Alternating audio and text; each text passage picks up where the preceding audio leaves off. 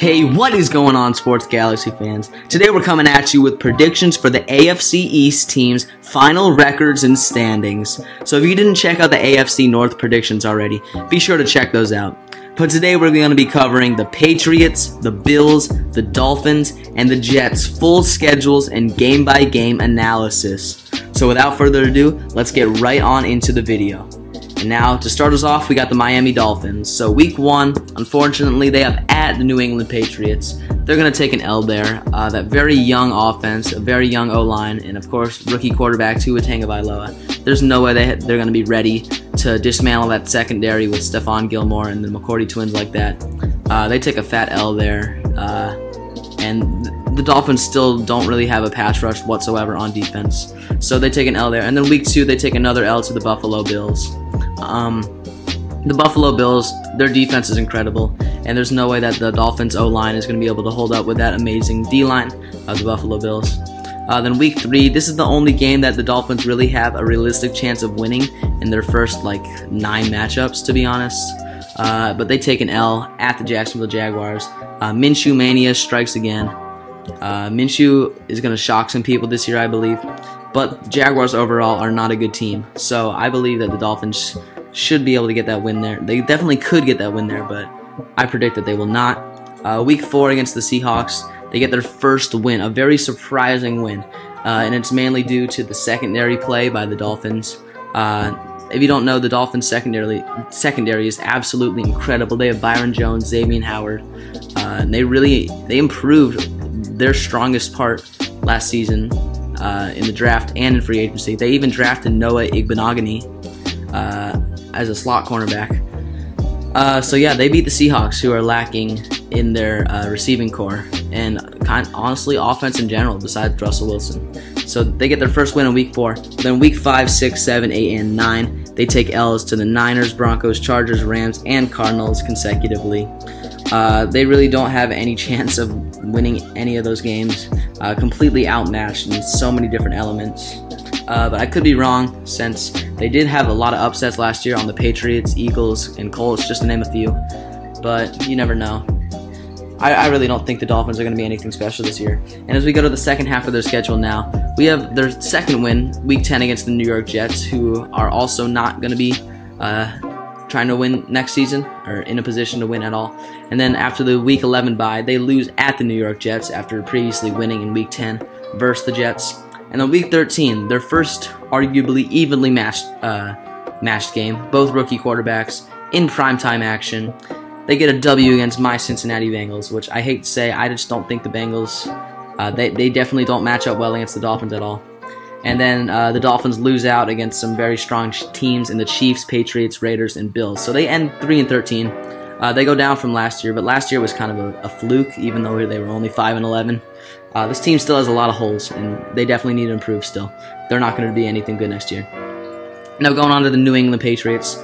Week 1, as we already said, they beat the Miami Dolphins. Week 2, they lose in Seattle against the Seahawks. The effects of not having Tom Brady are really starting to kick in week 2.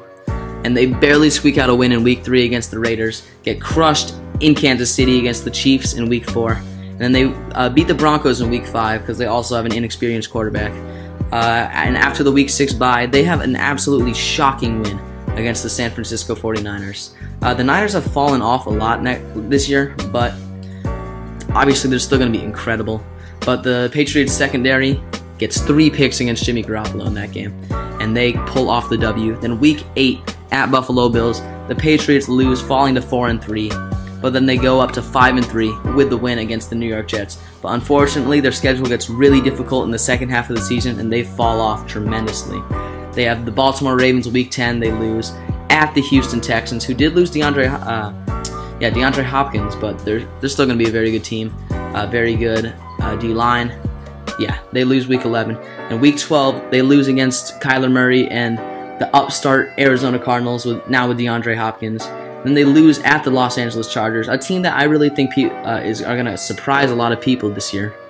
They have one of the best secondaries in the league, and they have Joey Bosa on the defensive side of the ball. And they have a very, very solid receiving core with Mike Williams and Keenan Allen. But let's get back into the Patriots schedule.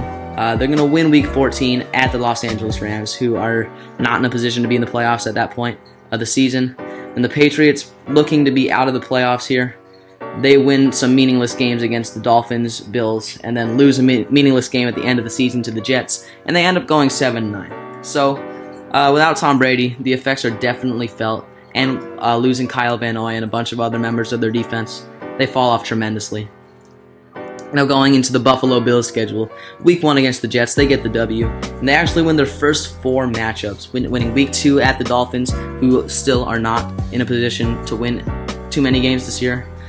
Week 3 against the Los Angeles Rams is really their biggest test so far, and they absolutely crush them. And then they go into Las Vegas for the first time ever, and they get the W. So they're looking really good starting off the season 4-0, but then it kind of gets a lot harder in their schedule from there. They have the Titans, Chiefs, Patriots, and Seahawks in their next 4 of their next 5 games, and they actually lose Weeks 5 and 6 at Titans and to the Chiefs, defending champion Chiefs.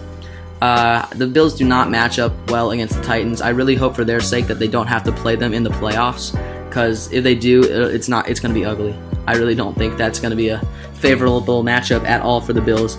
But yeah, Week 6 they lose to the Chiefs. Chiefs' firepower is crazy. Bills don't really have speedy corners, so Tyreek Hill and Sammy Watkins and McCole Hardman are going to absolutely burn them. But then they win 3 in a row in Week 7, 8, 9, 10 to the Jets, Patriots, and Seahawks consecutively.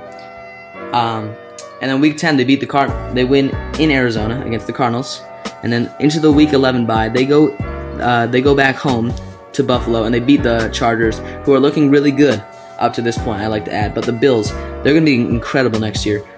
Josh Allen in his 3rd year, that whole defense still super young. Looking at like all those guys are just going to keep improving. But then they lose Week 13 at the Niners, but who can blame them? It's very, very hard to play in Niners Stadium against the Niners, who are incredible defense. I don't see the Bills scoring more than 10 points in that game. Then Week 14, they win against the Steelers just because they're at home. Those teams are very evenly matched, but we gave the Bills the edge just because they're at home. And at this point, they have a firm grasp over the division. These games are just for playoff positioning, and they end the year 2-1 after a meaningless loss to the Patriots, and they end up with a 3 seed. But I don't want to spoil it. They end up with a 3 seed in the AFC. Now going into the final team of this division, the New York Jets. Week 1 against the Buffalo Bills, they take a fat L, and they look absolutely pathetic. Adam Gase might get fired mid-season. I'm talking like Week 7, Week 8.